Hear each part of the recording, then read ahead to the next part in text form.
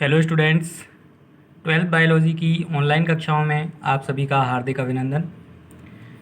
हम लोग चैप्टर 5 का अध्ययन कर रहे थे। इसके ऑलमोस्ट टॉपिक्स हम कंप्लीट कर चुके हैं। आज का जो टॉपिक रहेगा वो है जल विभव अवधारणा, वाटर पोटेंशियल हाइपोथेसिस। तो इसके अंदर सबसे पहले आप समझिए कि जल विभव क्या होता है। इसकी खोज के बारे में हम देखते हैं। तो दो साइंटिस्ट थे जिन्होंने जल विभव अवधारणा की स्थापना की या इसकी खोज की थी। उनका नाम है R.K. स्लेटियर और सेकंड वैज्ञानिक हैं S.A. टॉयलर। इन दोनों वैज्ञानिकों ने मिलकर के जल विभव अवधारणा दी। इनके अनुसार ये क्या बोलते हैं इस अवधारणा में, इनके अनुसार ऊष्मागतिक नियमों के अनुसार, यानी कि ऊष्मागतिक नियम इसमें काम करते हैं। और ऊष्मागतिक नियम क्या कहते हैं भाई, किसी निकाय के या तंत्र के किसी घटक को कार्य करने के लिए मुक्त ऊर्जा की आवश्यकता होती है। यानी कि किसी निकाय या तंत्र का कोई घटक तब कार्य करेगा जब उसके लिए क्या होगी, मुक्त ऊर्जा होगी उसके पास। तो किसी भी निकाय या तंत्र में किसी घटक को कार्य करने की क्षमता प्रदान करने के लिए मुक्त ऊर्जा की आवश्यकता होती है। मान लो कि किसी घटक या किसी निकाय के अंदर ए और बी दो घटक हैं, तो दोनों घटकों की कार्य करने की जो मुक्त ऊर्जा होगी वो अलग अलग होगी। मान लेते हैं दो अलग अलग माध्यम हैं। इसको हम एक एग्जाम्पल से समझते हैं कि मान लो ये जो ए बी मैंने लिखा है ये एक सेल है। क्या है? सेल है। इसके अंदर जल के अणु भरे पड़े हैं जो इसके जीव द्रव्य में हैं। सेकंड, हमने इसको रख दिया किसके अंदर, एक पात्र के अंदर रख दिया, एक विलयन के अंदर रख दिया। ये क्या है? सॉल्यूशन है। इस सॉल्यूशन के अंदर भी क्या है? जल के अणु हैं। तो अब आपको इन जल के अणुओं की घटना समझनी है। आपने पढ़ा है जब किसी कोशिका को किसी विलयन के अंदर रखते हैं, अगर विलयन अल्प पराशरी है तो विलयन से जल के अणु कोशिका में प्रवेश करते हैं। अगर अति पराशरी है तो कोशिका से जल के अणु विलयन में प्रवेश करते हैं।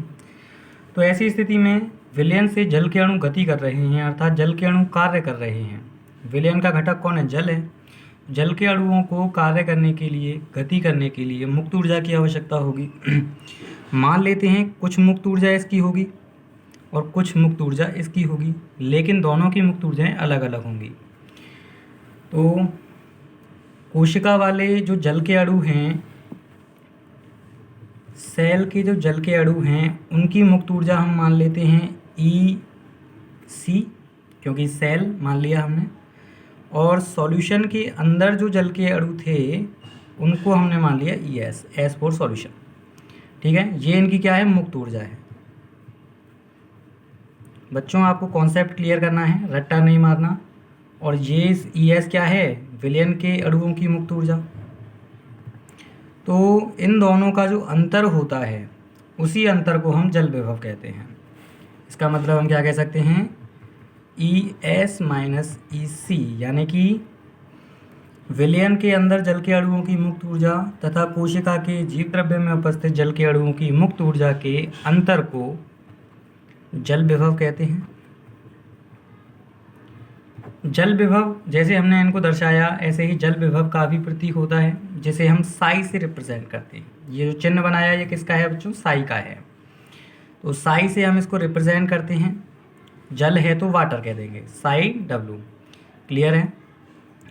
तो हम कह सकते हैं कि psi W is equal to ES minus EC। ये कॉन्सेप्ट आप यहाँ पर याद रख सकते हैं वाटर पोटेंशियल का। एक बार पूरी कहानी आप दोबारा समझें। छोटी सी परिभाषा बनेगी इसकी कि भाई यदि किसी कोशिका को विलयन के अंदर रखा जाता है तो कोशिका के जीव द्रव्य में उपस्थित जल के अणुओं की मुक्त ऊर्जा और विलयन के जल के अणुओं की मुक्त ऊर्जा के अंतर को जल विभव कहते हैं। इसका प्रतीक साई होता है और इसकी जो यूनिट होती है, इकाई होती है, वो बच्चों ATM होती है। ATM का मतलब एटमॉस्फेयर, यानी कि वायुमंडलीय दाब होता है। ठीक है, यहाँ तक की बात आपको याद रखनी है। अब मैं आपके लिए एक और छोटी सी बात बताता हूँ कि जो हमने जल विभव पढ़ा है इसका अभी तक एब्सोल्यूट मान हम प्राप्त नहीं कर पाए हैं। एब्सोल्यूट मान को हम कहते हैं निरपेक्ष मान। निरपेक्ष मान अभी तक इसका ज्ञात नहीं है,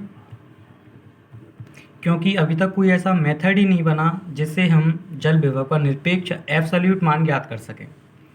तो जब इसका निरपेक्ष मान हम ज्ञात नहीं कर सकते, तो इसलिए इसका मान हम क्या मान लेते हैं, शून्य मानते हैं। कितना मानते हैं, शून्य। तो यहाँ तक के पॉइंट्स आपको याद रखने हैं। इसके बाद हम बात करते हैं जल विभव के अलावा कितने और प्रकार के अन्य विभव होते हैं जो जल विभव के द्वारा प्रभावित होते हैं या इसी से संबंधित हैं, तो उनके बारे में भी आपको पढ़ना है। मैं पहले उनके नाम आपको बता देता हूँ। देखें बच्चों, हमें जल विभव वाले टॉपिक के अंदर एक तो परासरण विभव पढ़ना है, परासरण विभव। सेकंड हमें पढ़ना है दाब विभव, और थर्ड हमें पढ़ना है मैट्रिक्स विभव। मैट्रिक्स विभव, ये 3 प्रकार के विभव हमें इस टॉपिक के अंदर पढ़ने हैं। तो इनके प्रतीक मैं यहीं पर क्लोज कर देता हूँ, क्योंकि विभव का प्रतीक तो वही साई होता है। ये परासरण है, इसके अंदर सॉल्वेंट गति करता है, तो इसलिए हम इसको एस लिख देते हैं। ये साई पी और ये साई एम होता है। क्लियर है? अब हम एक एक करके तीनों को क्लियर करेंगे। सबसे पहले देखते हैं परासरण विभव को। परासरण विभव क्या होता है, इसके लिए आपको पहला टॉपिक दोबारा से रिवाइज करना होगा। आपने एक टॉपिक पढ़ा था परासरण दाब, इसे हम ओपी कहते हैं। आपको पता है कि ये विलेय की अणुओं की संख्या के बराबर होता है या समानुपाती होता है। इसका मतलब है कि जैसे जैसे विलेय के अणु बढ़ेंगे वैसे वैसे ओपी बढ़ता चला जाएगा। इसी का जस्ट उल्टा होता है परासरण विभव। परासरण विभव, इसे हम साई एस से रिप्रेजेंट करते हैं। ये उल्टा होता है विलेय के अणुओं की संख्या के। इसका मतलब है जैसे जैसे आप विलेय के अणु बढ़ाओगे वैसे वैसे परासरण विभव का मान कम होता चला जाएगा। तो हम कह सकते हैं कि ओपी और साई एस दोनों एक दूसरे के उल्टे होते हैं। ओपी और साई एस दोनों एक दूसरे के कैसे होते हैं, उल्टे। परासरण दाब और परासरण विभव, दोनों में डिफरेंस क्या है दोस्तों, मान दोनों का एक ही होगा। मान लो 10 है तो 10 ही रहेगा, प्लस माइनस में हो जाएगा। ओपी पॉजिटिव होता है, साई एस नेगेटिव होता है। ओपी कैसा है, पॉजिटिव है, और साई एस नेगेटिव है। बाकी मान दोनों का सेम रहेगा। अगर इसका मान प्लस एक्स है तो इसका मान माइनस एक्स हो जाएगा। एक्स इक्वल टू कुछ भी हो सकता है, 1 2 3 4, एडवांस में कितना भी ले सकते हैं। तो यहाँ तक की बात आपको याद रखनी है। ये क्लियर हुआ आपका परासरण विभव। सेकंड बात हम करते हैं दाब विभव की। देखिए दाब विभव क्या होता है। इसका प्रतीक होता है साई पी। इसको आप बहुत ही सिंपल तरीके से समझ सकते हो। आपने पिछले टॉपिक्स के अंदर स्फीति दाब पढ़ा है। स्फीति दाब जो किसी कोशिका की केंद्र से उसकी बाह्य झिल्ली पर लगाया जाता है कोशिका को स्फीत बनाए रखने के लिए। तो ये स्फीत दाब, इसको हम क्या कहते हैं, टीपी कहते हैं। तो स्फीति दाब के प्रभाव में जो जल विभव होता है, स्फीति दाब के प्रभाव में जो जल विभव होता है साई डब्ल्यू होता है, उसे हम क्या कहते हैं, साई पी कहते हैं। ये पॉजिटिव होता है। इसका मान कैसा होता है, पॉजिटिव होता है। स्फीति दाब के प्रभाव में होने वाले जल विभव को या जल विभव के परिवर्तन को साई पी कहा जाता है, दाब विभव कहा जाता है। इसका मान कैसा होता है, पॉजिटिव होता है। इसका मतलब है कि ये जल विभव को बढ़ाएगा। ठीक है, तो यहाँ से हमारे पास एक छोटा सा फॉर्मूला आता है जल विभव का, psi W is equal to psi S plus psi P. ये एक छोटा सा फॉर्मूला आपको यहाँ पर याद रखना है। इसी का प्रयोग हम क्वेश्चंस को सॉल्व करने के लिए करेंगे। आपके लिए क्वेश्चंस आएगा, आपके लिए दाब विभव या परासरण विभव में से कोई सा दे देगा और जल विभव दे देगा, या फिर कोई सा दो दे देगा, इनमें से एक पूछेगा। तो इस तरह से क्वेश्चन भी आते हैं इसमें कभी कभी। तो ये फॉर्मूला आपको याद रखना है। साई डब्ल्यू जल विभव है, साई एस परासरण विभव है और साई पी दाब विभव है। इसके बाद हम बात करते हैं मैट्रिक्स विभव की, एक लास्ट टॉपिक विभव के अंदर। मैट्रिक्स विभव क्या होता है सबसे पहले समझिए। दोस्तों हमें पता है कि भाई कोशिका जल को अवशोषित कर रही है यहाँ पे, ठीक है ना। कोशिका के अंदर ही जल का प्रवेश हो रहा है, तो कोशिका की वह सतह जो जल का अवशोषण करती है, यानी कि सतह से ही तो अवशोषण होगा, तो कोशिका की वह सतह जो जल का अवशोषण करती है उसे हम आधात्री या मैट्रिक्स कहते हैं। क्या कहते हैं? आधात्री या मैट्रिक्स। तो सिंपल सी बात दे सकते हैं हम, मैट्रिक्स के द्वारा उत्पन्न विभव जो होता है, मैट्रिक्स के द्वारा उत्पन्न विभव क्या कहलाता है? मैट्रिक्स विभव कहलाता है। इसे हम प्रेजेंट किससे करेंगे? साई एम से। क्लियर है? इसका मान नेगेटिव होता है, नेगेटिव मान है, और ये केवल मृदा के अंदर इम्पोर्टेंट होता है। सेल के अंदर इसका कोई इम्पोर्टेंस नहीं होता, ये बात आप ध्यान रखें। मृदा के अंदर महत्व होता है, लेकिन कोशिकीय परासरण में इसका कोई महत्व नहीं होता। इसीलिए हम इसको क्या मान लेते हैं? नगण्य मान लेते हैं। इसीलिए हम साई एम को क्या मानेंगे? नगण्य। ठीक है बच्चों, तो यहाँ पर एक और छोटी सी बात समझिए। अब यहाँ से अगर हम फॉर्मूला बनाने की कोशिश करें तो psi W is equal to psi S plus psi P plus psi M होगा ऑल ओवर सभी के लिए। लेकिन कोशिकाओं के लिए साई एम कैसा होता है? नगण्य है। नगण्य है तो इसलिए इसका सिंपल सा फॉर्मूला आता है psi W is equal to psi S plus psi P. यही फॉर्मूला आपको याद रखना है। यहाँ पर आपका वाटर पोटेंशियल फिनिश होता है। एक बार हम इसको फास्ट रिवाइज कर लेते हैं। अब तक सबसे पहले हमने परासरण विभव पढ़ा, जो कि देखिए सबसे पहले हमने देखा परासरण विभव, जो कि परासरण दाब का जस्ट उल्टा होता है। दोनों का मान सेम होता है, लेकिन एक पॉजिटिव होता है, एक नेगेटिव होता है। इसमें ओपी का मान पॉजिटिव होता है और साई एस का मान नेगेटिव होता है। यदि मान लेते हैं x बराबर 10 है तो +10 और -10 हो जाएगा। फिर आता है आपका दाब विभव। ये स्फीति दाब के प्रभाव में जल विभव होता है। इससे हम ये फॉर्मूला बना सकते हैं psi W is equal to psi S plus psi P. इसका एक क्वेश्चन मैं आपके लिए बताऊंगा अभी। इसके बाद में आता है मैट्रिक्स विभव। इसका कोशिका के संदर्भ में कोई खास महत्व नहीं होता है, इसीलिए इसको नगण्य मान लेते हैं, लेकिन मृदा के लिए इसका महत्व होता है। तो ऑल ओवर अगर हम एक फॉर्मूला बनाएं तो psi W is equal to psi S plus psi P plus psi M होता है, लेकिन साई एम नगण्य है, इसीलिए फॉर्मूला हमारे पास आता है psi W is equal to psi S plus psi P. Clear है? तो यहाँ पर आपका ये वाटर पोटेंशियल वाला टॉपिक क्लियर होता है। अब देख लेते हैं इसका एक छोटा सा क्वेश्चन कि क्वेश्चन इस पर कैसे आता है। देखिए स्टूडेंट्स, यहाँ पर मैंने एक क्वेश्चन लिखा हुआ है। यदि किसी कोशिका का परासरण विभव 35 बार, बार भी इसी की यूनिट होती है, 35 बार या एटीएम है, तथा दाब विभव 50 बार है, तो इसका जल विभव ज्ञात कीजिए। हमारे पास में सबसे पहले देखिए क्या क्या चीज़ दे रखी है। परासरण विभव साई एस दे रखा है, जो कि कितना है? 35 बार है,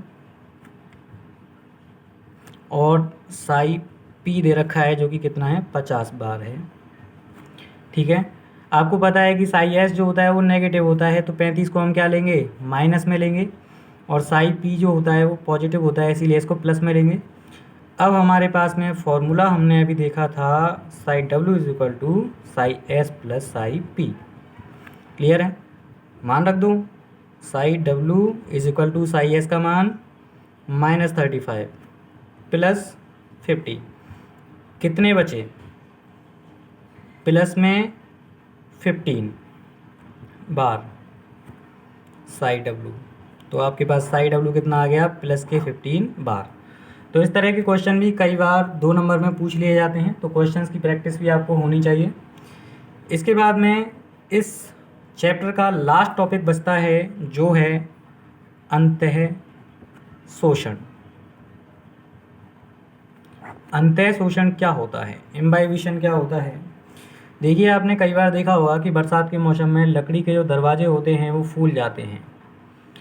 अगर हम किसी बीज को, दाने को पानी के अंदर डाल दें तो वो फूल जाता है। चने को अगर हम पानी के अंदर डालें तो वो फूल जाता है। तो ऐसे बहुत सारे काम होते हैं। तो इनमें क्या होता है भाई, कोई ठोस पदार्थ जल का अवशोषण करता है ना। बरसात के टाइम पे लकड़ी क्यों फूलती है? क्योंकि उसने जल को सोख लिया। अंतःशोषण का सीधा सीधा मतलब आप समझिए कि सोखना, अवशोषित करना। तो किसी ठोस पदार्थ की सतह द्वारा जल का अवशोषण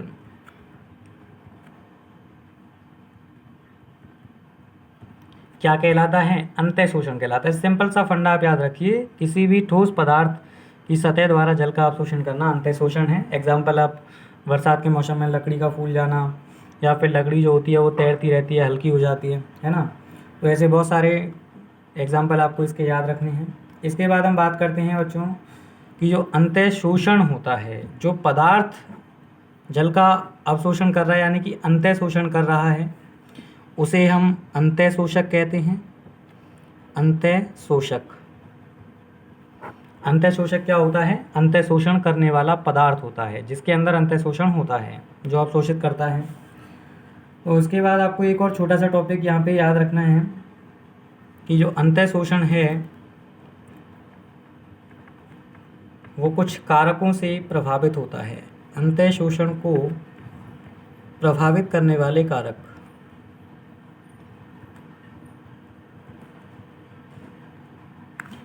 पहला फैक्टर है तापक्रम, टेम्परेचर।